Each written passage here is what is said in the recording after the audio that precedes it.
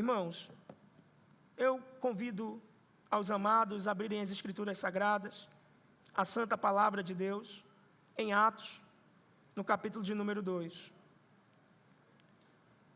Como os irmãos bem sabem, nós estamos numa série expositiva em Atos.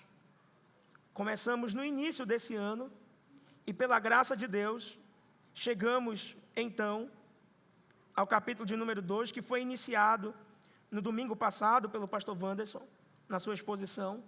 E nós daremos continuidade agora, do verso 14 até o verso 36.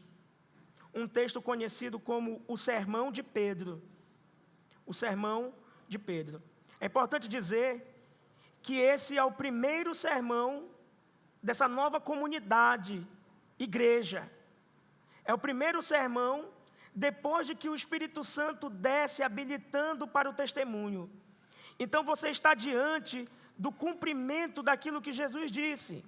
Se você lembrar de Atos 1:8, você vai entender que esse sermão é o cumprimento dessas palavras de Jesus.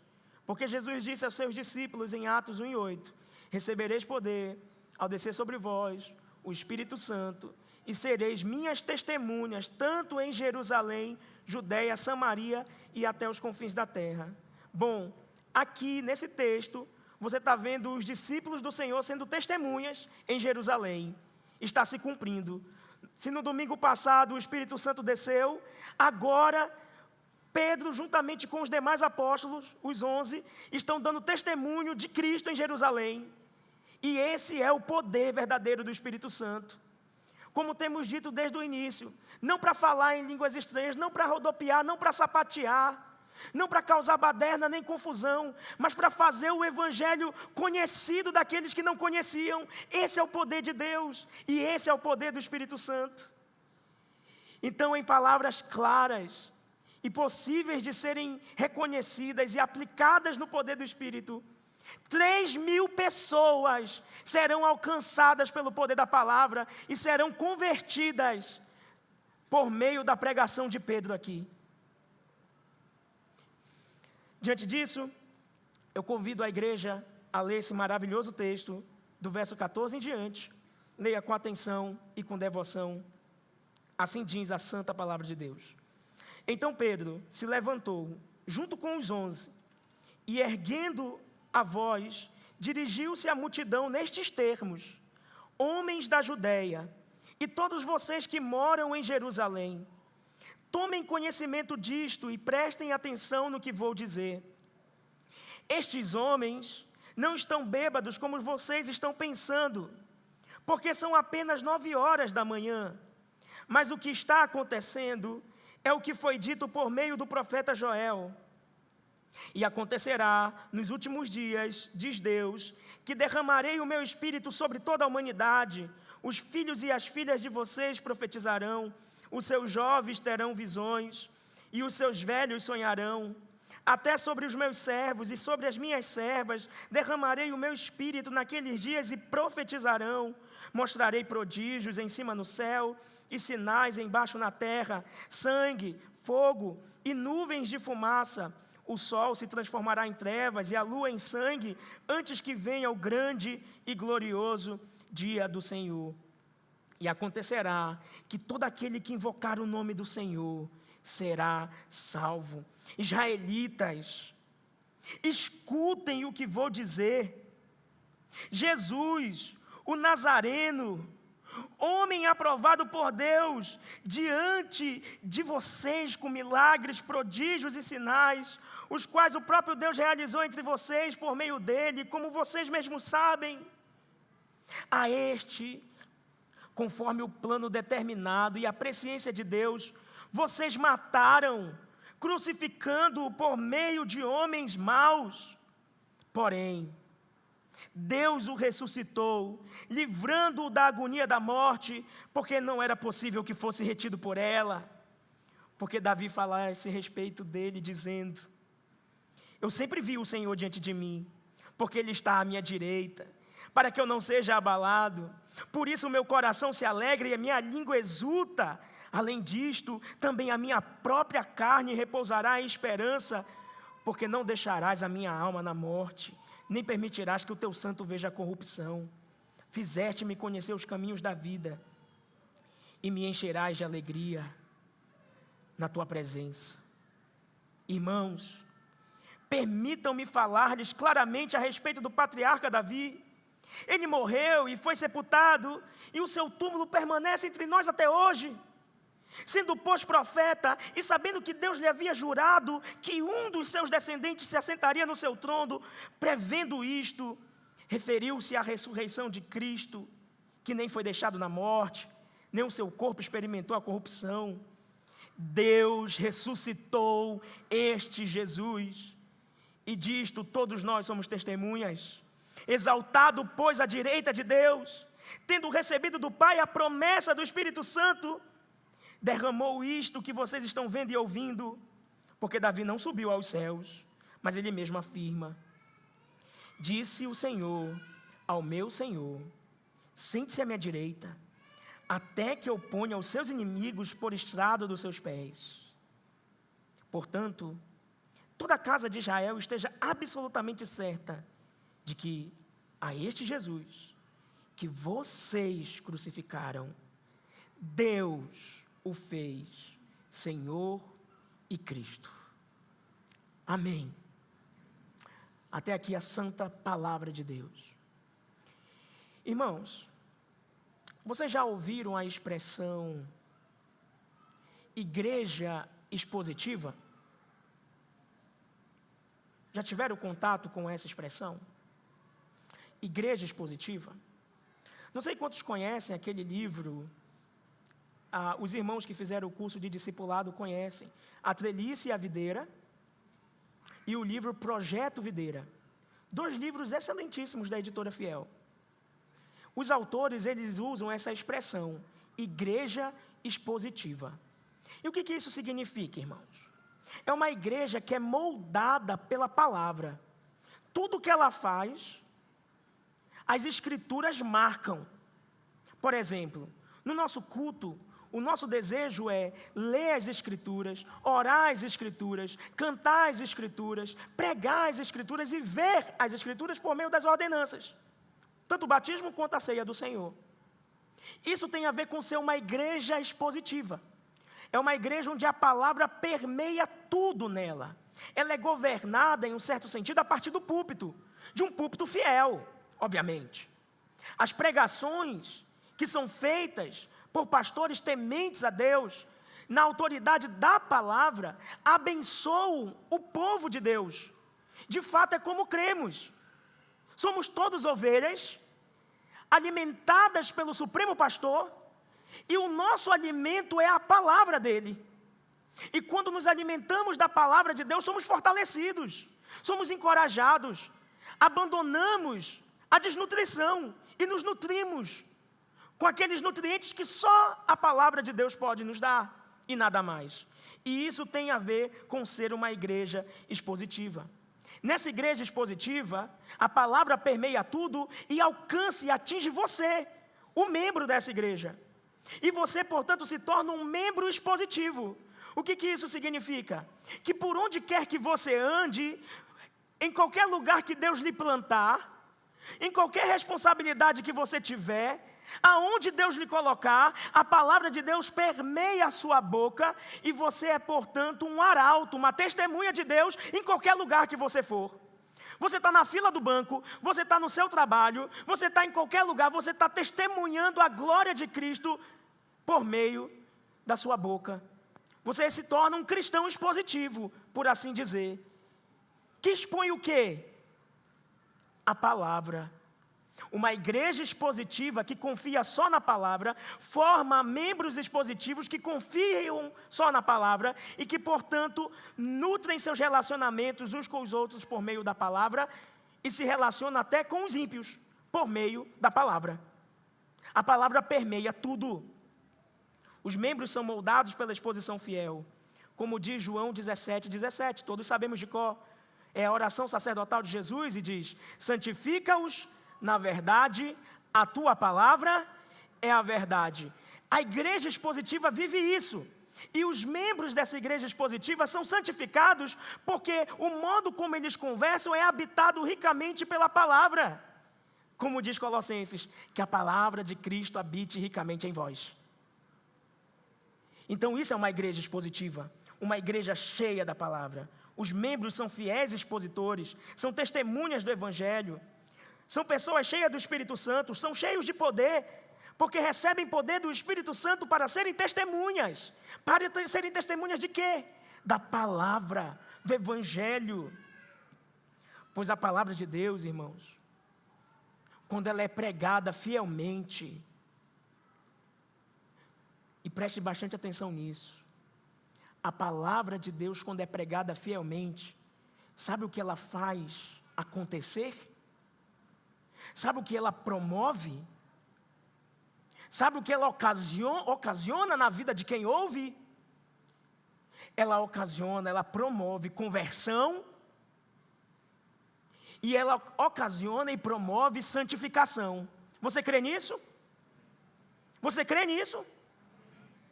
Acabamos de ler o texto do sermão de Pedro, correto?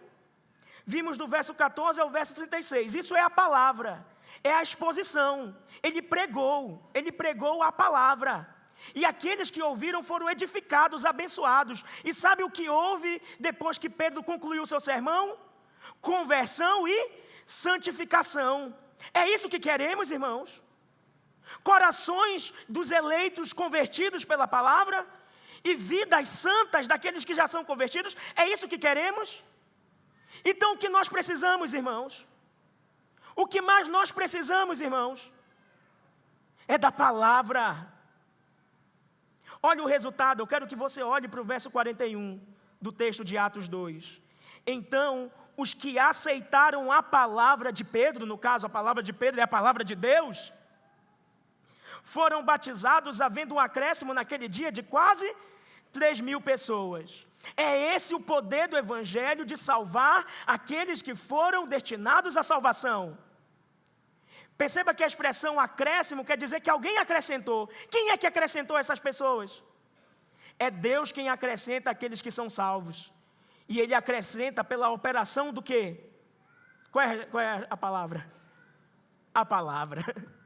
Pela pregação fiel do Evangelho. Agora você viu que houve conversão, sim? Olhe para o verso 42 e 43 agora. Houve ou não houve santificação também? Eu vou ler o verso 42 e 43. Esses que foram convertidos e perseveravam na doutrina dos apóstolos, que é a palavra, na comunhão, no partir do pão e nas orações.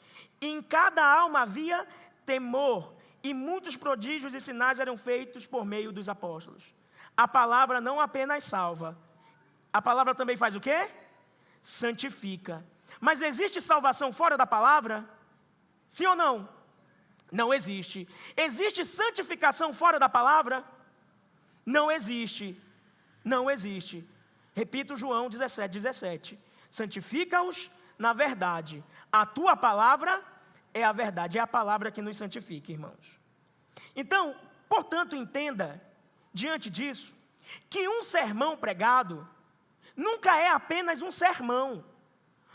Esse sermão que está sendo pregado e todos os sermões que foram pregados nessa igreja, pelo pastor Wanderson ou por mim, ou por qualquer outro pregador que fielmente expõe a palavra, nunca é apenas um sermão. Entenda isso, um sermão é sempre uma sentença. E é uma sentença não de homens, é uma sentença do justo juiz. O sermão é sempre uma declaração do seu estado de vitalidade. Um sermão é sempre uma proclamação do seu estado de vida espiritual ou morte espiritual. Um sermão é sempre uma constatação da sua saúde espiritual. Uma sentença, de certa maneira, quando fielmente exposto, quando fielmente pregado. Um sermão sempre nos denuncia, sim ou não? Sim. Diante disso, o que podemos entender e aprender com o sermão que Pedro pregou naquele dia para aquela igreja que ali se reunia? Bom, irmãos, nós lemos Atos 2, 14 a 36, nós lemos o resultado, conversão e santificação, E agora nós queremos entender como que esse sermão pode nos ajudar a compreender o modo como vidas são transformadas pela palavra.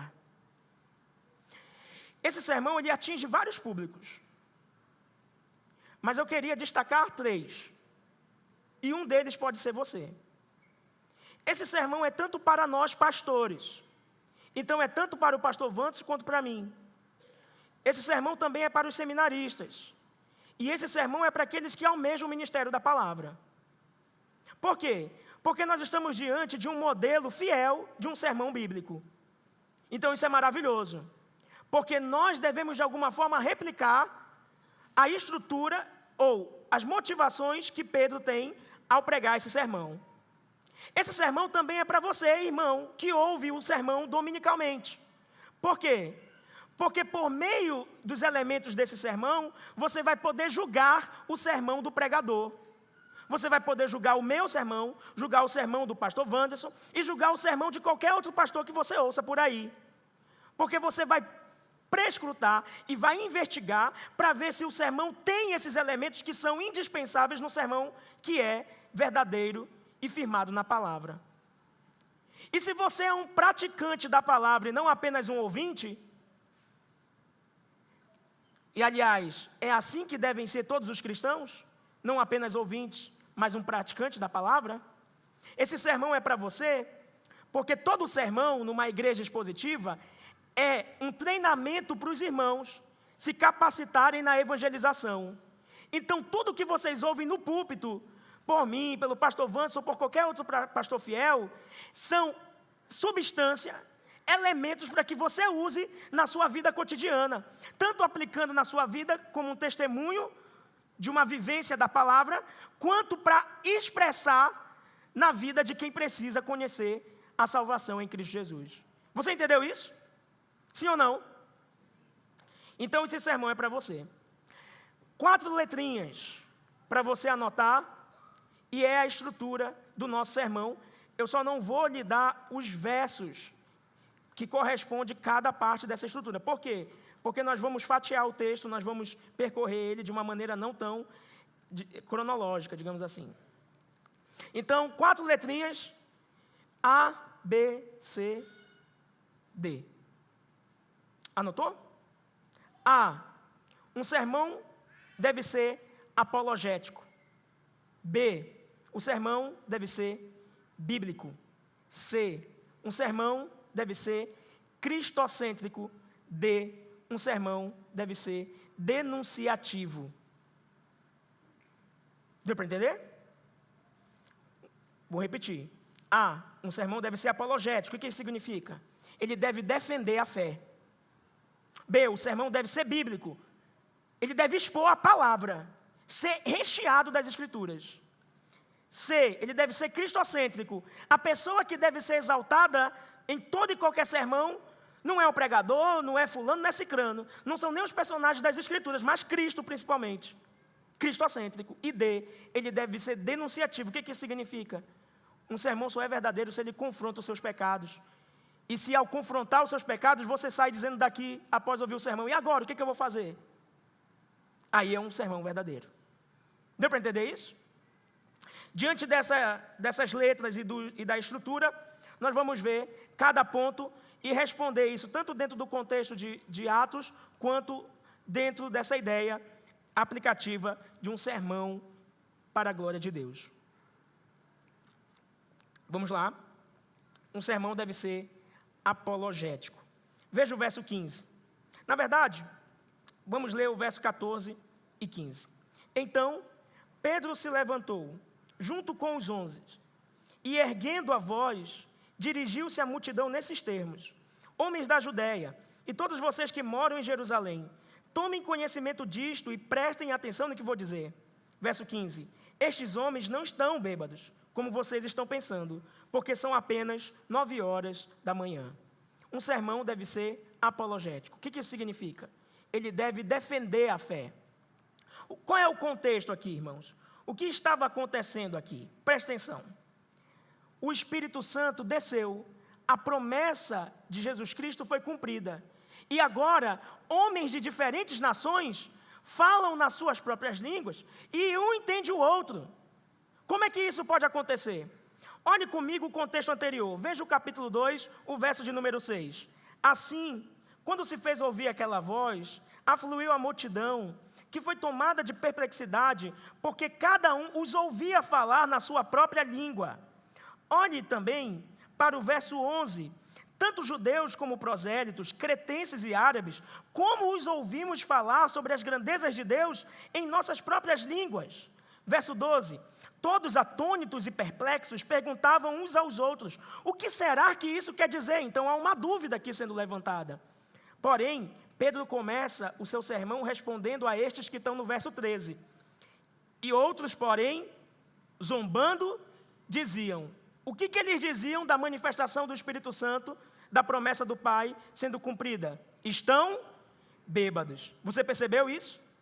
Nesse sentido, um sermão ele é apologético porque ele defende a fé. Então, Pedro, primeiramente, responde aos zombadores, desconstruindo essa acusação falsa de que o Espírito Santo, que é algo glorioso que está acontecendo ali, pudesse ser confundido com embriaguez. Porque o que eles estavam fazendo era zombando do Espírito Santo, dizendo uma mentira sobre aquele acontecimento, que na verdade era sublime e maravilhoso. E perceba a ordem do texto. Ele defende dizendo o seguinte, verso 15: estes homens não estão bêbados. E aí vem o argumento apologético. Porque são apenas 9 horas da manhã. Ou seja, é como se ele dissesse: está cedo demais para beber. Mas não apenas isso, tem um sentido a mais aqui. É porque, como era Pentecostes, os judeus faziam jejum de tudo. Então, ainda que fosse cedo demais para beber, esses judeus piedosos estariam em jejum e de modo nenhum estariam embriagados por essa razão. Então o argumento tem uma profundidade apologética aqui. E desfaz a má compreensão. Desfaz a perspectiva errada do Evangelho. Desfaz a perspectiva errada da descida do Espírito Santo. Os irmãos entenderam isso? Quando a nossa fé é atacada, e quando a glória de Deus é atacada, quando homens fazem zombaria com o que é sagrado, perceba o verso 14. Homens de Deus devem se levantar para defender a fé. E isso é apologética. Você percebe que a nossa fé está em constante ataque. Você viu aí o que aconteceu nesse carnaval? Não quero falar sobre isso. Mas o ponto é que precisamos de homens de Deus e também mulheres de Deus que sejam corajosos para defenderem a sua fé. Essa é a grande questão. Perceba que Pedro, ele se levanta representando o colegiado, mas os 11 se levantam com ele. Não é Pedro quem está fazendo esse sermão sozinho. O que diz um pouco sobre o que é o ministério da pluralidade. Quando um pastor prega, todos pregam. Quando um fala, todos falam. Porque quem fala, no fundo, não são homens. É Deus. É Deus quem fala. É Deus quem diz. Perceba a dinâmica. Então Pedro se levantou junto com os 11. E ele foi o porta-voz. E erguendo a voz, ele disse: não, vocês estão zombando, mas eles não estão bêbados. Até porque são 9 horas da manhã, pelo amor de Deus.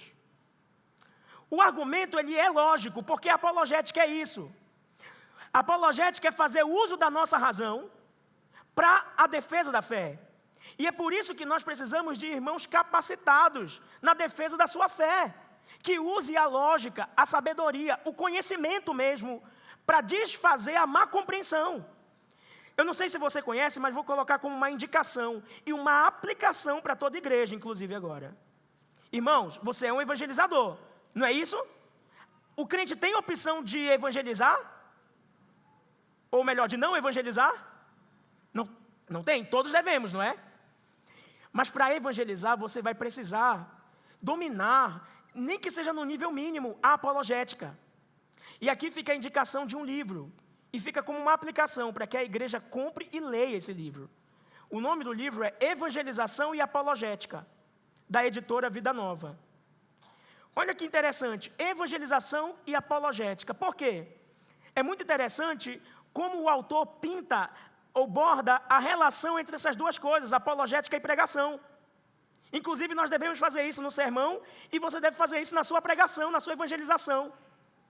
A apologética é como você ir em alguém, ou expor a palavra de Deus a alguém, que é como um terreno cheio de mato. E aí você está tentando plantar boa semente num terreno cheio de mato. Vai dar certo? Vai ser bem difícil. Então a apologética, ela é como uma foice. Ela retira o mato, deixa o terreno limpo e pronto para a recepção da semente. Deu para entender isso? Então nós primeiro precisamos desconstruir as coisas que as pessoas às vezes pensam erradas sobre Deus, para depois plantar a semente daquilo que é correto sobre Deus. Irmãos, nós fazemos isso em qualquer nível, inclusive na igreja, porque nós somos irmãos muito diferentes, não somos? E aqui na igreja há irmãos que pensam coisas sobre Deus que não é bem o que Deus é de verdade. E a gente precisa primeiro tirar o mato, para depois plantar a semente. A apologética é esse exercício de retirar o mato, ou de limpar o terreno, para que então se plante a semente. Todos compreenderam isso? E é isso que Pedro está fazendo aqui. Ele está sendo apologético, ele está limpando o terreno, para então plantar a semente. E aí, irmãos,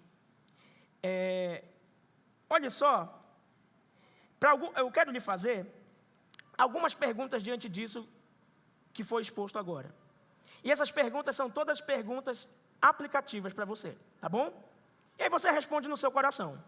Primeira pergunta: quando opositores da cruz zombam da glória de Cristo que você diz servir, você defende a sua fé? Essa é a primeira pergunta. A segunda pergunta, todas as perguntas são similares, tá? É para você pensar várias vezes essa mesma pauta. Quando zombam de Cristo, você permanece em silêncio ou defende o Evangelho? Quando a cruz de Cristo é ridicularizada ou zombada, você está preparado para responder com mansidão e firmeza? Eu queria lhe convidar para ler um texto do próprio Pedro. Pedro, ele vive aquilo que ele diz. E isso é muito bom, pelo menos nesse aspecto aqui. Olha o que diz 1 Pedro 3,15. E esse é um texto que todos nós devemos aplicar na nossa vida, irmãos. 1 Pedro 3,15. Todos acharam? Digam amém. Acharam não, irmãos? Quem achou, digam amém. Olha o que diz 1 Pedro 3,15. Está lá para o final da Bíblia, tá, irmãos? Pelo contrário, santifiquem a Cristo como Senhor no seu coração. Olhe para a parte final.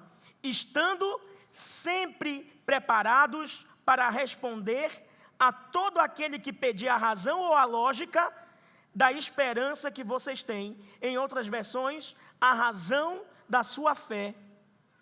Você está preparado para dar a razão da sua fé? Para defender aquilo que você crê diante dos zombadores? Pedro estava, e Pedro o fez. Isso é muito importante, irmãos, em nível de sermão, em nível de evangelização. Precisamos estar preparados para darmos a razão da nossa fé.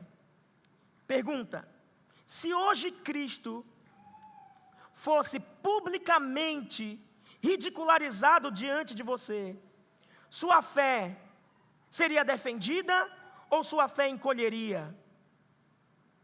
Quando a obra de Cristo, mesmo entre irmãos de mesma fé, é interpretada de forma distorcida, você se levanta contra a mentira ou você se esconde na multidão?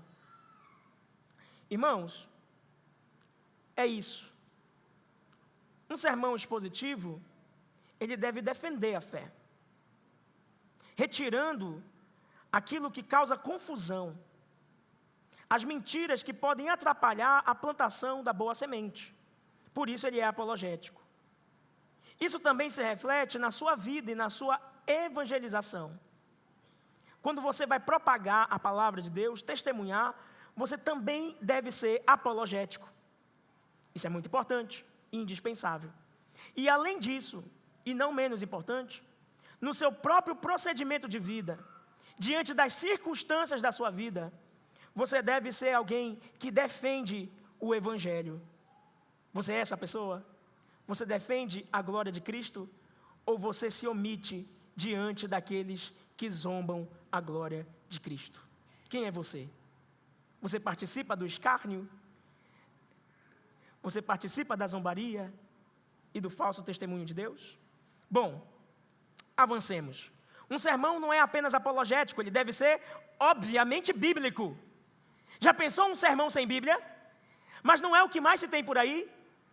Pessoas que leem o texto e nunca mais voltam para o texto e pregam a sua própria vida? Você já viu isso acontecer, sim ou não? Você já viu isso mesmo?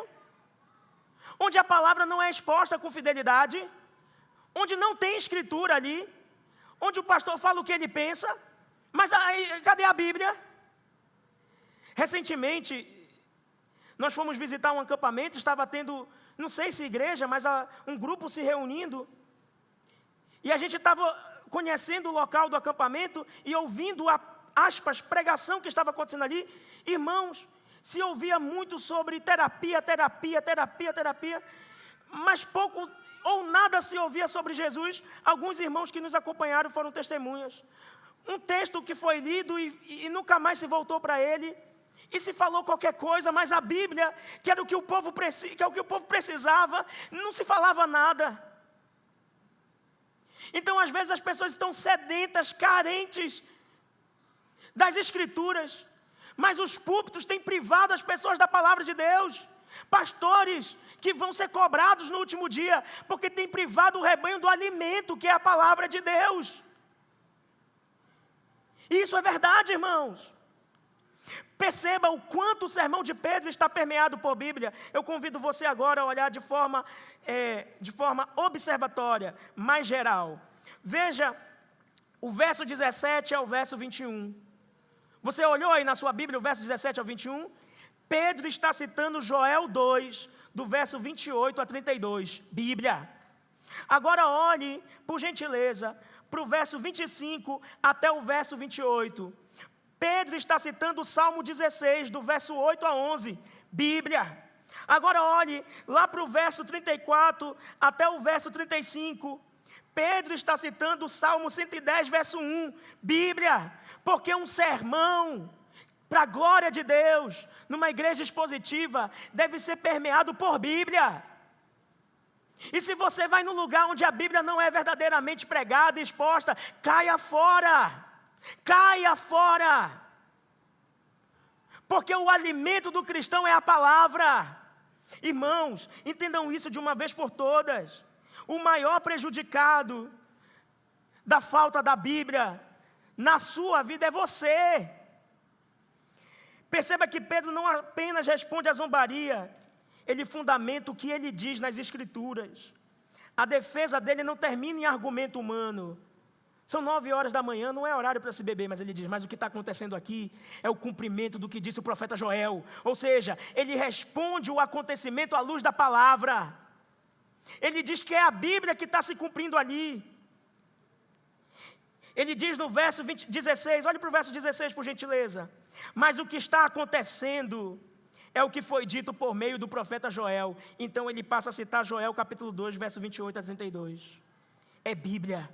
Ele responde com Bíblia. Então, um sermão verdadeiro, ele deve ser o quê? Bíblico, permeado, recheado das Escrituras, porque é isso que abençoa a sua vida. E o que Pedro diz aqui, respondendo ao evento de Pentecostes, eles estavam achando que aquilo ali era uma bagunça, e por isso zombaram. Mas o que Pedro diz é que, na verdade, aquele era o cumprimento da promessa de Deus, que foi dita lá atrás por Joel. Olha o verso 17. E acontecerá nos últimos dias, diz Deus, que derramarei o meu Espírito sobre toda a humanidade. Sabe o que é interessante aqui, irmãos? Você deve prestar atenção nisso. Que se você for ler agora Joel 2, no verso 28, na profecia de Joel está escrito assim: e acontecerá naqueles dias. e não do jeito que Pedro citou. Pedro está citando assim: e acontecerá nos últimos dias. Essa distinção aqui é muito importante, porque Pedro não está discordando de Joel, mas Pedro está dizendo que o que Joel profetizou lá atrás se cumpriu agora, nesse momento. Por isso que ele diz que o Pentecostes é o quê? É a inauguração dos últimos dias. Então você pode dizer com confiança que nós somos homens dos últimos dias. Nós estamos entre a primeira e a segunda vinda de Jesus. Quando Jesus voltar, todos os acontecimentos escatológicos já se realizaram. Pode ver como a própria profecia diz isso, eu convido você. Verso 19. Mostrarei prodígios em cima no céu e sinais embaixo na terra, sangue, fogo e nuvens de fumaça. O sol se transformará em trevas e a lua em sangue. Isso acontecerá antes ou depois do grande dia do Senhor? O que a Bíblia diz? Antes. Ou seja, entre a primeira vinda e a segunda vinda de Jesus, todos esses sinais vão acontecer e nós vamos estar aqui, porque já foi inaugurado. Somos homens dos últimos dias. Você percebeu isso? Veremos esses sinais. Eles já acontecem de forma parcial, mas eles vão se acentuar no decorrer da história.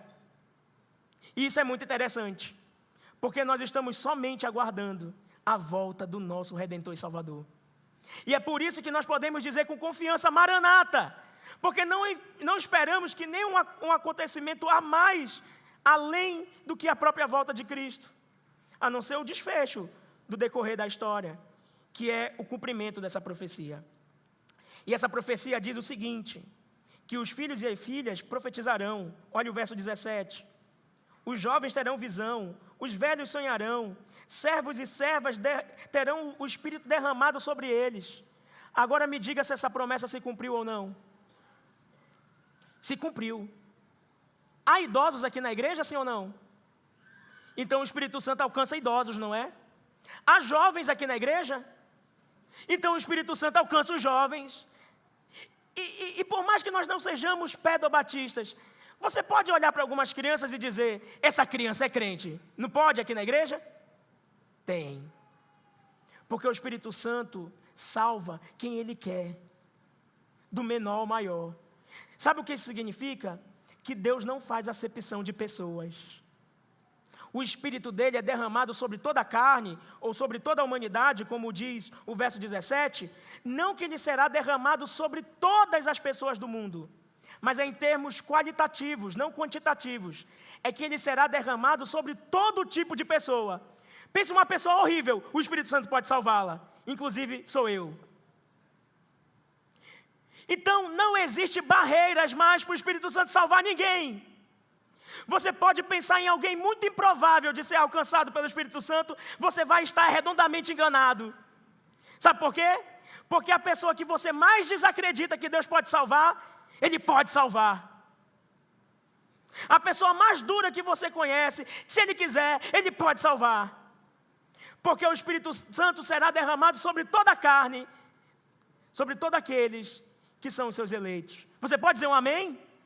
Sabe o que significa? Que ao pregar o Evangelho, irmãos, o resultado está nas mãos do Espírito Santo, que salva quem Ele quer, e não nas nossas mãos. Por isso que a gente pode pregar com intrepidez. Você percebeu como o sermão de Pedro é bíblico? Ele cita Joel. Agora perceba que o Pentecostes é um evento de inauguração, irmãos. Você lê o sermão de Pedro, você vê ele explicando o que são línguas estranhas? Você vê isso? Você vê ele falando sobre sapatear ou rodopiar? Você vê isso? O que mais Pedro fala no sermão dele? O que você acha? Eu disse que um sermão deve ser bíblico e letra C, cristocêntrico. O que ele mais fala é sobre Cristo. Sabe por quê? Porque sabe o que é uma pessoa cheia do Espírito Santo? É uma pessoa que a todo momento aponta para Cristo, que fala sobre Cristo, que mostra a grandeza da glória de Cristo. Porque é o papel que o Espírito Santo veio fazer. O Espírito Santo, ele é um holofote. Ele não coloca a luz sobre si mesmo. O Espírito Santo coloca a luz sobre Cristo. E é tão bonito isso na Trindade, porque o Pai dá glória para o Filho. O Filho é glorificado pelo Pai. O Espírito Santo glorifica o Filho. E o Filho glorifica o Espírito Santo. Isso é um modelo para as nossas relações, você entendeu isso? Nós não temos que ter medo de reconhecer o que há de bom e de melhor nos nossos irmãos. Nós não temos que ter medo de encorajar uns aos outros naquilo que é correto e lícito, sem bajulação, porque esse é o modelo do Espírito Santo. E o Espírito Santo é aquele que glorifica o Filho. É isso que é ser cheio do Espírito Santo. Então a nossa igreja, ela é ou não é cheia do Espírito Santo? Ela é se ela prega Cristo do início ao fim. E ela prega ou não prega Cristo do início ao fim? Então ela só pode ser cheia do Espírito Santo, porque quem aponta para Cristo é quem? É o Espírito Santo. É o papel dele. Ele aponta para Cristo. Ele nos leva a Cristo. Ele faz Cristo brilhar diante dos nossos olhos. E glória ao Deus Espírito Santo por isso. Glória ao Deus Espírito Santo por isso. Irmãos, um sermão ele deve ser apologético e bíblico. A defesa da fé deve envolver lógica e deve envolver também escritura, palavra. Defender a fé é necessário. Mas a pergunta é, com que fundamento nós devemos defender a nossa fé? A resposta é, com fundamento bíblico. É a palavra. É a palavra. E o sermão de Pedro é recheado de Bíblia. A resposta à zombaria dos homens é a palavra inspirada.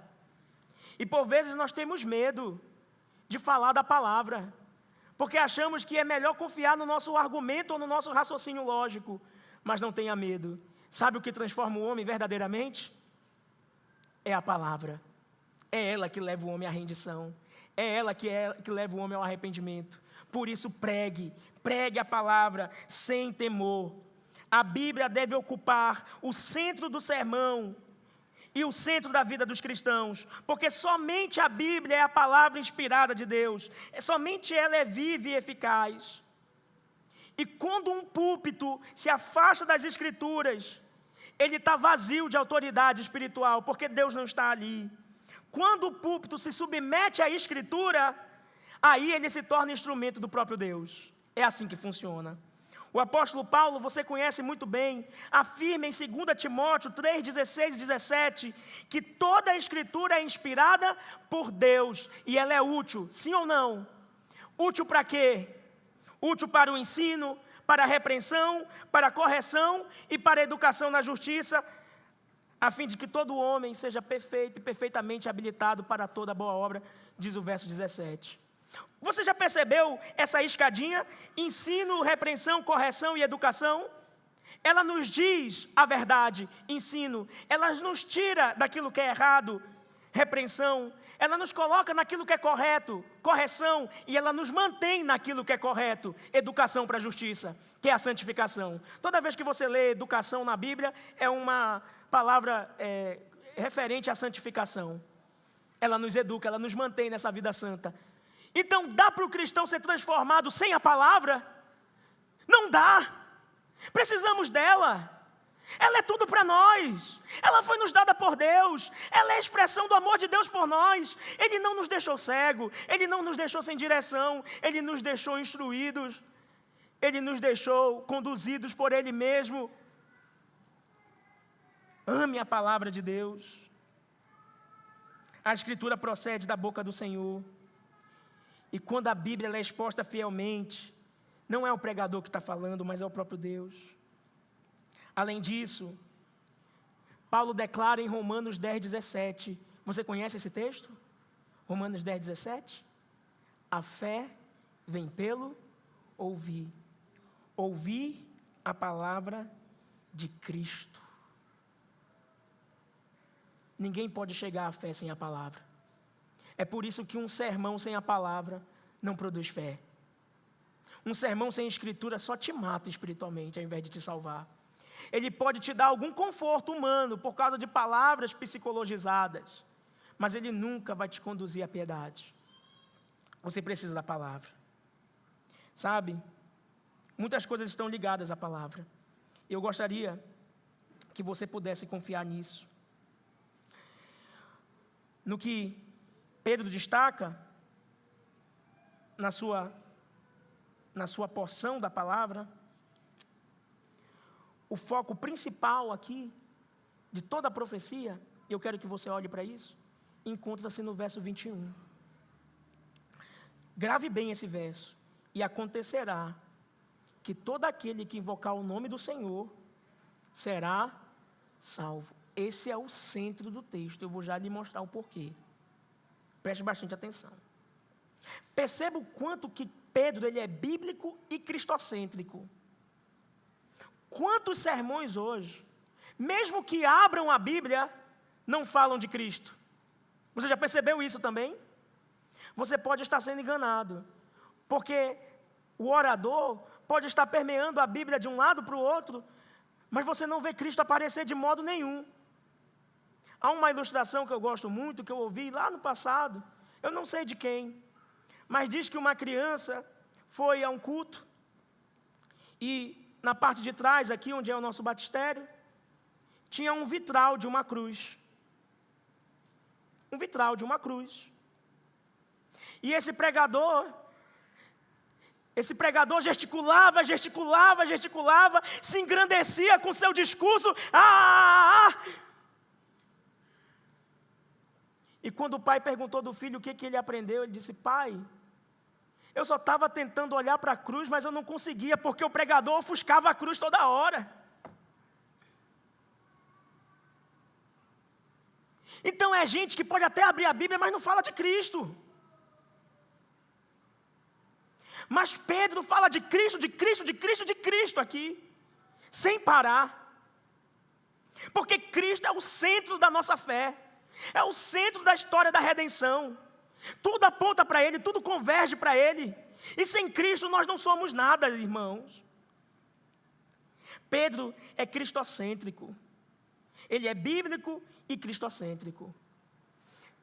Ele é bíblico porque ele entende que só a palavra pode nos regenerar. Ele é bíblico porque entende que só a palavra pode nos justificar pela fé. Ele é bíblico porque ele entende que só a palavra pode nos santificar. E eu vou citar para vocês agora esses textos que eu acabei de me referir.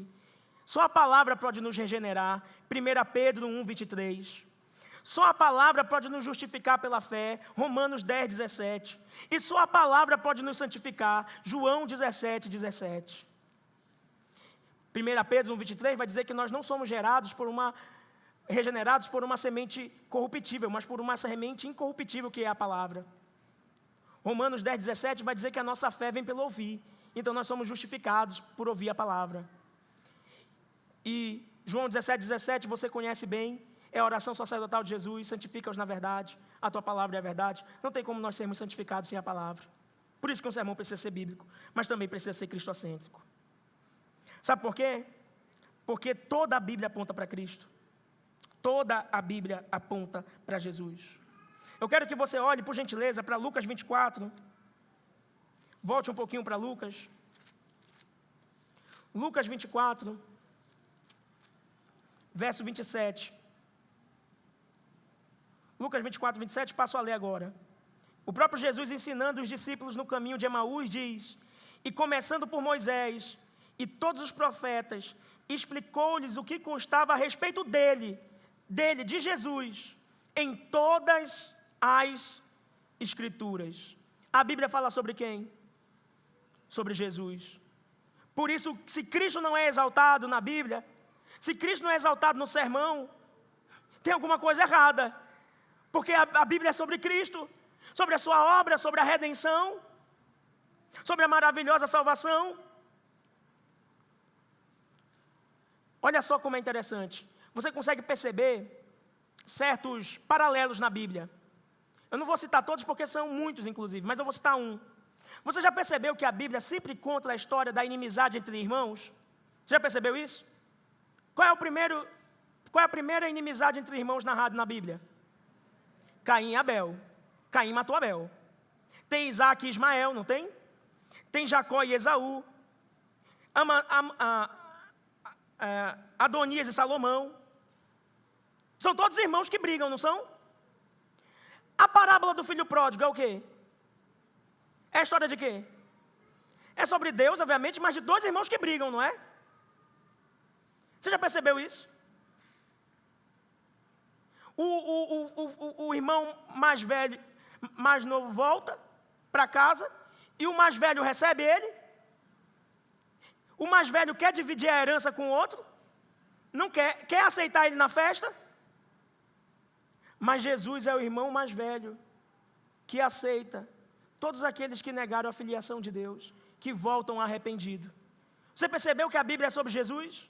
Ele é o irmão que nós precisamos. Ele é o irmão mais velho que nós temos necessidade. Você já percebeu isso? Inclusive fica uma indicação aqui de um livro, O Filho Pródigo, do Tim Keller. Vai mostrar essa profundidade dessa realidade. Então, os homens mataram Jesus. É o que o texto vai dizer. Olhe para o verso 22. Israelita, escutem o que eu vou dizer. Jesus, o Nazareno, homem aprovado por Deus diante de vocês com milagres, prodígios e sinais, os quais o próprio Deus realizou entre vocês por meio dele, como vocês mesmos sabem, verso 23, a este homem, conforme o plano determinado e presciência de Deus, vocês mataram, crucificando por meio de homens maus. Você percebe o contraste entre o verso 22 e o verso 23? O que o verso 22 diz? Jesus, o Nazareno. Pode vir alguma coisa boa de Nazaré, irmãos? Não foi essa uma pergunta feita com desdém? Porque de Nazaré, em teoria, não poderia vir nada bom? Pedro está registrando Jesus como Nazareno para mostrar que aquele homem que muitos consideravam reprovável, que aquele homem que muitos consideravam descartável, que aquele homem que eles crucificaram, olha o verso 22, era um homem aprovado por Deus. Sabe o que é o Cristo crucificado?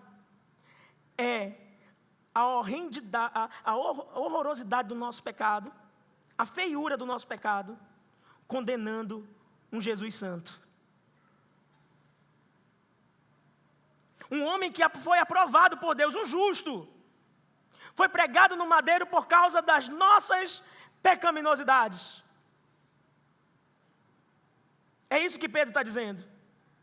Um homem que nós considerávamos fraco, um nazareno, que não pode vir nada de bom dali, era um homem aprovado por Deus, porque nós achamos que as pessoas aprovadas por Deus são aquelas que têm status, e que têm posição alta, mas aquele nazareno, ele é que era aprovado por Deus, e nós o matamos, diz o verso 23. É óbvio que o verso 23 apresenta uma tensão entre a soberania de Deus e a responsabilidade humana. Você consegue perceber isso? Olhe para o verso 23.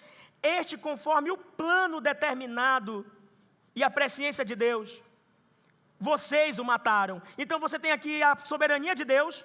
Jesus ir para a cruz era plano de Deus. Mas você também tem a responsabilidade humana. Nós o matamos. Os nossos pecados colocaram o nosso Cristo naquela cruz. Verso 22, mais uma vez. Só para que você firme isso. Jesus foi aprovado por Deus. Verso 23. Foi morto pelos homens. Sabe o que significa? Que nós penduramos em uma cruz aquele que Deus aprovou como justo. Mas esse era o maravilhoso plano de Deus. Era que Jesus fosse pendurado. Os homens mataram Jesus. Mataram alguém que Deus aprovou. Agora olha que beleza. Olha que beleza. O verso 24. Porém Deus, o que diz aí a sua Bíblia? O ressuscitou. Você sabe a profundidade disso? Vocês o mataram. Mas por ele ser aprovado por Deus, Deus o ressuscitou. Aquele que vocês mataram, agora está vivo. E agora? E agora, hein? Você lembra da história de José? Lembra que eu falei que a Bíblia é cheia de inimizade entre irmãos? A história de José é uma história de inimizade entre irmãos, sim ou não? Sim? O que acontece nessa história? Os irmãos querem matar José, aí um dá a sugestão de não matar, apenas jogar no poço. Aí aparece alguém, compra ele como escravo, ele é vendido como escravo. Os irmãos dizem para o pai que José está morto. O pai acha que José está o quê? Morto. A história perpassa, José se torna grande no Egito, né? Passa por muita humilhação, mas ele se torna grande, ele se torna o governador do Egito e livra o Egito da fome. E aí, quando seus irmãos voltam, aí vem uma grande fome sobre o povo, e eles vão pedir alimento para quem? Para os irmãos que eles traíram. Para José. E José, ao invés de pisar neles e massacrá-los e ir com dura justiça, José faz o quê? José os recebe, perdoa e alimenta os seus irmãos. Agora eu quero que você pense, imagine a cara dos irmãos. Imagine a cara dos irmãos quando eles chegaram lá no Egito e viram quem? José. Deu para imaginar? Eles estariam constrangidos ou não? Eles estariam preocupados ou não? Eles estariam temendo ou não? Irmãos, é o mesmo raciocínio que Pedro está usando aqui. Ele está dizendo, sabe o Jesus que vocês mataram? Deus o ressuscitou. Ele está vivo. E deixa eu dar uma notícia para vocês. Ele não é um homem qualquer. Ele é Senhor da glória. Olha o que diz, por gentileza, o final do nosso texto, verso 36. A este Jesus que vocês crucificaram, Deus o fez Senhor e... É isso mesmo que Pedro está querendo dizer. Ele está dizendo, ai de nós, irmãos. Ele está dizendo, ai de nós. Porque o Cristo que foi morto por nossos pecados não apenas está vivo, mas Ele é o Rei de toda a terra. E isso deveria nos fazer tremer, porque Ele virá sobre nós. Ele virá sobre nós. Mas sabe qual é a boa notícia? É o verso 21. Volte para o verso 21. Você pode ler comigo? Podemos ler juntos? E acontecerá que todo aquele que invocar o nome do será. Essa é a boa notícia. Ele não vai vir com ira sobre nós. Porque se nós invocarmos o seu nome, Ele é um irmão que nos aceita e nos perdoa. Nós o crucificamos, mas Ele nos perdoa por seu grande amor. Nós o matamos entregando a iníquos, mas Ele nos aceita por graça, porque invocamos o nome. E sabe qual é o contraste, irmãos? O contraste está no verso 21 e 22, porque no verso 22 diz Jesus o Nazareno, aquele lá de Nazaré, será que pode vir algo bom de lá? Aquele nome que os homens consideravam com desprezo, é o nome da salvação deles. Todos esses que zombam do nome de Jesus, estão zombando do único nome pelo qual eles podem ser salvos. Você entendeu isso? É isso que Pedro está dizendo aqui. E veja quão cristocêntrico Pedro é. Porque, como eu disse, observe, do verso 25 ao 28, ele cita o Salmo 16, verso 8 a 11, falando sobre a ressurreição de Jesus. Ou seja, lá nos Salmos, lá no Antigo Testamento, Davi já predisse que o nosso Senhor Jesus seria ressuscitado. Olha só, vamos ler juntos, verso 25 e diante, eu vou ler para você. Eu sempre vi o Senhor diante de mim, porque Ele está à minha direita, porque não será abalado. Por isso o meu coração se alegra e a minha língua exulta. Além disto também, a minha própria carne repousará em esperança. O verso 27 em diante é muito interessante para provar isso. Porque não deixarás a minha alma na morte, nem permitirás que o teu servo veja a corrupção. Ou seja, Cristo não iria ficar morto. É isso que o salmista estava dizendo. Nem permitirá que o teu servo veja a corrupção. Verso 28, fizeste-me conhecer os caminhos da vida e me encheras de alegria na tua presença.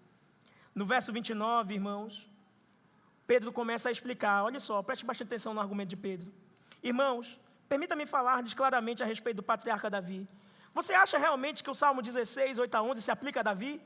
Você acha que Davi realmente não viu a corrupção? Ele vai dizer, irmãos, até hoje ele morreu e está lá sepultado, apodrecendo, Davi está apodrecendo. Olha o que ele diz, Irmãos, permita-me lhes falar claramente a respeito do patriarca Davi. Ele morreu e foi sepultado, e o seu túmulo permanece entre nós até hoje. Sendo, pois, profeta, e sabendo que Deus lhe havia jurado que um dos seus descendentes, quem é esse descendente? Cristo, se assentaria no seu trono, prevendo isso, referiu-se a quê? A ressurreição de Cristo. Davi falava dele mesmo ou de Jesus Cristo? De Jesus. Quem é aquele cujo reino é eterno e o seu trono jamais terá fim? É Davi ou Jesus? É Jesus. Em quem a promessa feita a Davi se cumpre? Em Davi ou em Jesus? Em Jesus. E aí o texto continua. Nem o seu corpo experimentou corrupção. Verso 32 repete a sentença. Deus ressuscitou este Jesus. Olhe para o verso 24. Porém, Deus o ressuscitou. Olhe para o verso 32. Deus ressuscitou este Jesus. Isso é muito importante e central. E Pedro diz, e disto todos somos testemunhas, ou seja, os apóstolos. Nós vimos com os nossos próprios olhos que ele está vivo. Só que ele não está apenas vivo. Ele não é aquele nazareno, fraco, humilhado que vocês viram, que vocês colocaram no madeiro.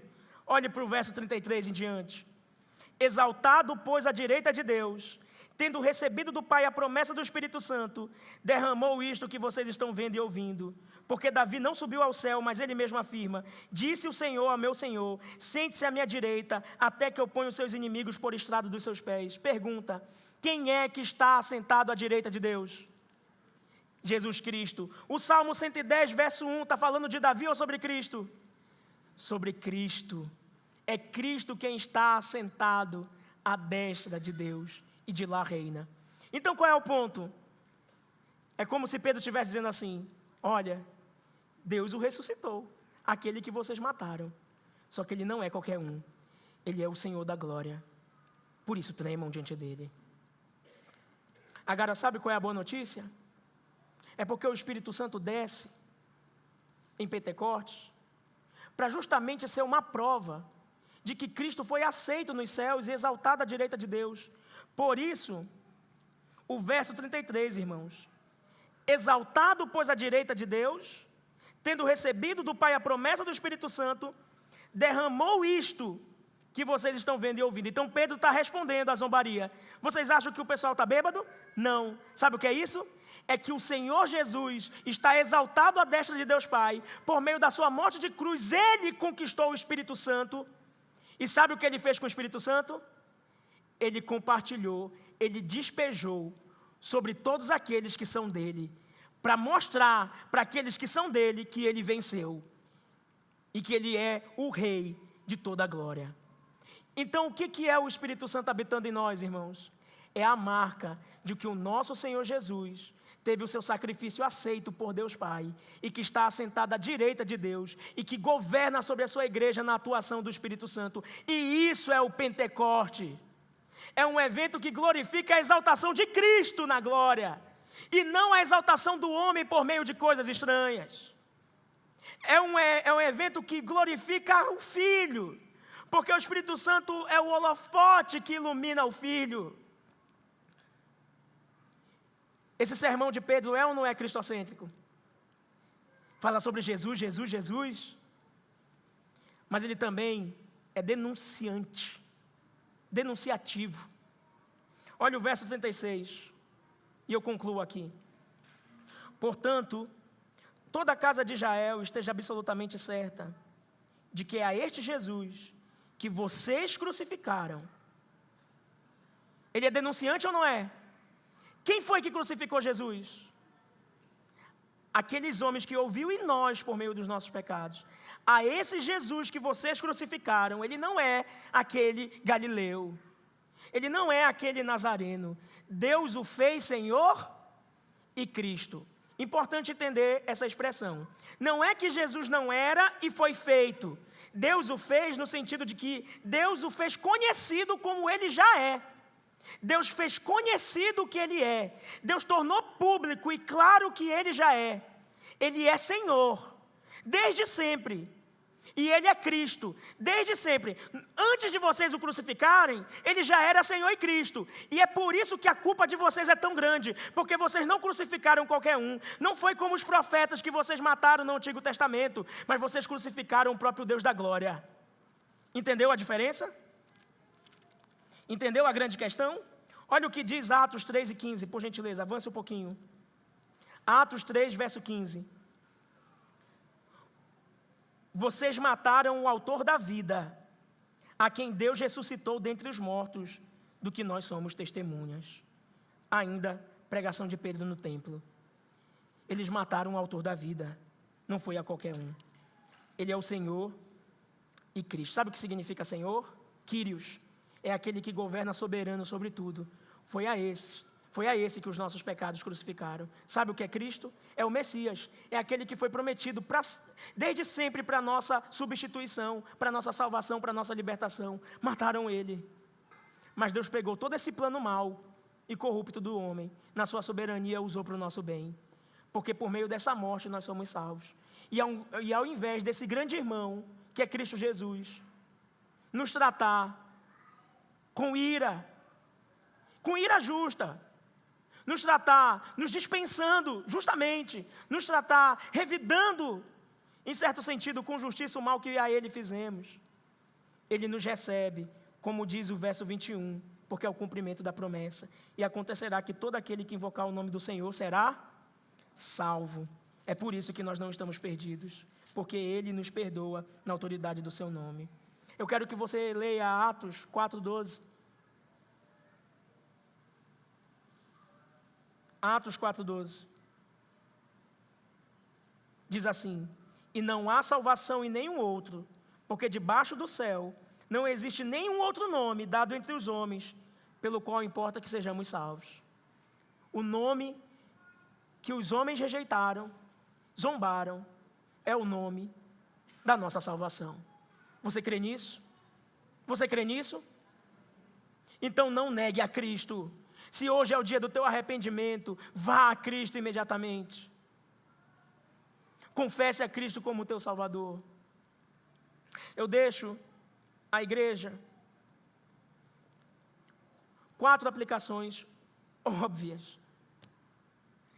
Primeiro, se dirigindo a nós pastores, aos seminaristas, nós que compartilhamos a palavra de Deus, o ministério da palavra, que o nosso sermão seja apologético, bíblico, cristocêntrico e denunciativo.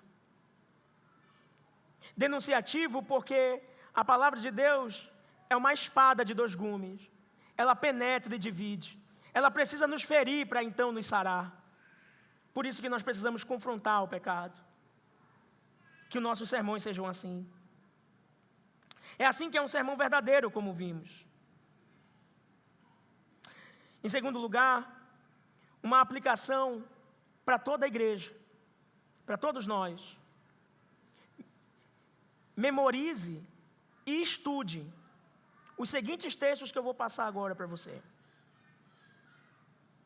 O primeiro, 1 Pedro 3,15.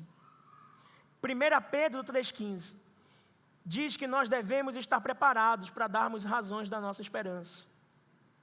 Então, estude esse texto e veja como você pode viver essa verdade. O segundo texto, Romanos 10,17, que diz que a fé vem pelo ouvir. Para que você lembre que quando você for apresentar Cristo a alguém, não apresente com as suas próprias concepções ou palavras, mas lembre que é a Bíblia que abre o coração das pessoas para que elas possam crer. Pregue a palavra. O terceiro texto é João 5,39. Esse texto é o próprio Cristo dizendo que toda a Escritura aponta para Ele. E que você não esqueça jamais que Cristo é o centro da nossa mensagem, da nossa fé. E o quarto e último texto é Hebreus 4,12. Esse texto diz que a palavra de Deus é mais afiada do que espada de 2 gumes e penetra ao ponto de dividir alma e espírito, juntas e medulas, e é capaz de discernir as intenções do nosso coração. Ou seja, a palavra tem que vir para nos confrontar e para nos denunciar. É para isso que ela serve. Então, e por fim, como última aplicação, que vivamos, irmãos, como uma igreja expositiva. E o que isso significa? Que no seu trabalho, na sua faculdade, na sua família, na sua igreja, você tem um compromisso de defender a fé, de ser bíblico e cristocêntrico e de denunciar o pecado por onde quer que você ande. Amém? Que Deus aplique a sua palavra.